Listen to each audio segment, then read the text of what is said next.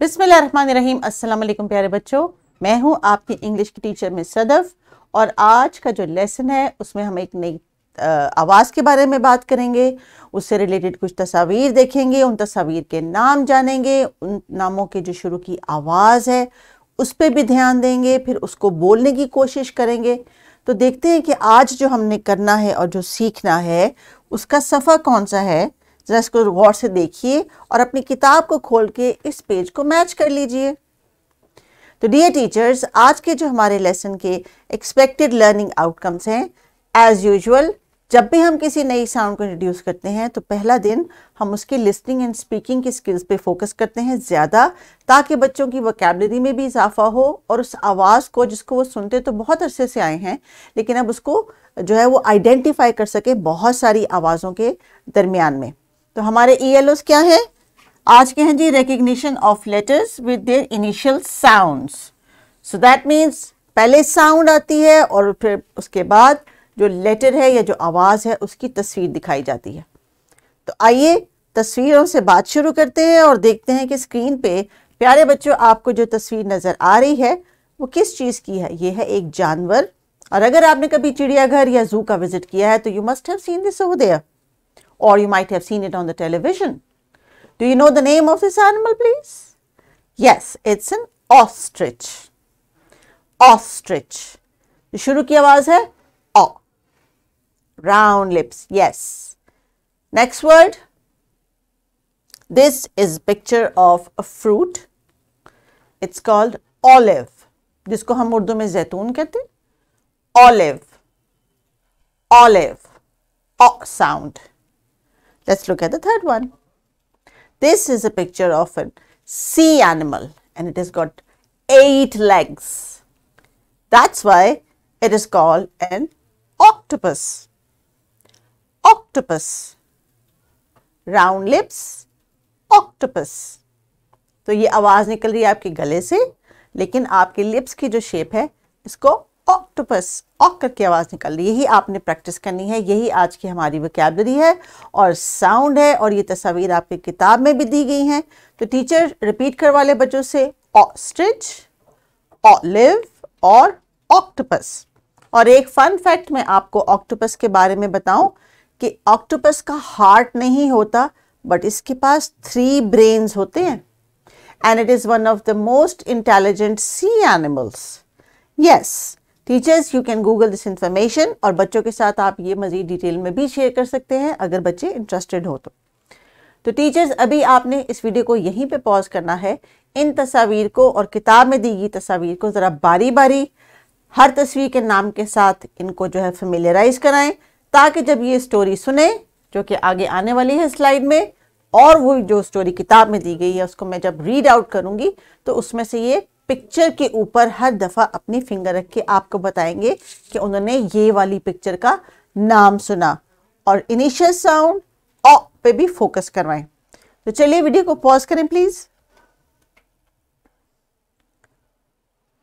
जी प्यारे बच्चों, if you have been through all the pictures and if you seen all of them, now we can move on to the story line which is given in your book. So while I'm reading from the screen and you are looking at your own book, put your finger on the word you have heard. अभी तक आपने जितने लफ्ज देखे और सुने हैं ओ वाले, वो आपने स्टोरी में अपनी फिंगर रख के पिक्चर की मदद से बताने हैं कि अब इस पिक्चर की बात हो रही है और अब इस पिक्चर की बात हो रही है। And teachers, once I finish the story with proper intonation, you have to repeat it with the students. So आप भी अपनी तवज्जो स्क्रीन पे चलने वाली स्टोरी पे दीजिए। So the story goes, once there was an old wise owl living on a branch of tree. The owl had lived for many years and all the animals of the jungle respected it for his wisdom. The owl loved to eat olives. The jungle was full of olive trees. The owl was very old and his wings were too weak to support his flight. So all the animals used to bring olives for the owl. One day the owl heard loud noise as if animals were fighting. The owl was very surprised to see such a behavior from his jungle family. The owl asked the ostrich to check what happened. The ostrich came with the details that the ox was having a swim in the river and it accidentally slipped on one of the legs of the octopus. And the octopus got very angry. The owl asked the ox to say sorry to the octopus, and the ox was humbled to listen to the old owl, and it said, sorry. The fight was over, and all the animals went their way. The old owl said to the ox, we all should be caring and helpful to each other. जी प्यारे बच्चों, story आपने सुन ली। Teachers, अब आपने क्या करना है, इस story में को 3-4 दफ़ा आपने रिपीट करना है बच्चों के साथ, क्योंकि एक दफ़ा में ये छोटे बच्चे एकदम से स्टोरी को अंडरस्टैंड नहीं कर सकते। You are going to explain the story in simple words and then you're going to ask them to recall the story back to you. You can also use flashcards of the characters in the story or you can use the pictures given in the storybook. तो आपने बच्चों से कहना है कि जितनी बार आप story को रिपीट करेंगे उनके साथ, वो हर दफ़ा स्टोरी के आने वाले कैरेक्टर पे अपनी फिंगर रख के आपसे शेयर करें। इस एक्टिविटी को डियर टीचर्स परफॉर्म करें, उसके बाद हम बढ़ेंगे आगे इस आवाज़ के फेस की तरफ। So welcome back once again. Now once you've been through the pictures and the story, और आपको समझ भी आया होगा कि स्टोरी में क्या है, और इस स्टोरी के एंड पे है एक छोटा सा मैसेज कि हम सबको एक दूसरे का ख्याल रखना चाहिए, मदद करनी चाहिए, और अगर किसी के साथ आपसे कोई जो है गलती हो जाए आपसे, तो आपको उसकी माफ़ी भी मांगनी चाहिए। तो ये प्यारे बच्चों आदत आपने भी अपनानी है। जंगल के जानवर हमें ये चीज़ समझाने की कोशिश करे हैं कि गलत काम अगर आपसे हो जाए, गलती हो जाए, तो आपने उसकी माफ़ी मांग लेनी है, और माफ़ी मांगने से तो अल्लाह ताला भी माफ़ कर देता है। शाबाश, जिससे माफ़ी मांगी जा रही हो उसको भी चाहिए कि वो दूसरे इंसान को, अपने दोस्त को माफ़ कर दे। इससे दुश्मनियाँ और लड़ाइयाँ नहीं होती और दोस्ती हमेशा कायम रहती है।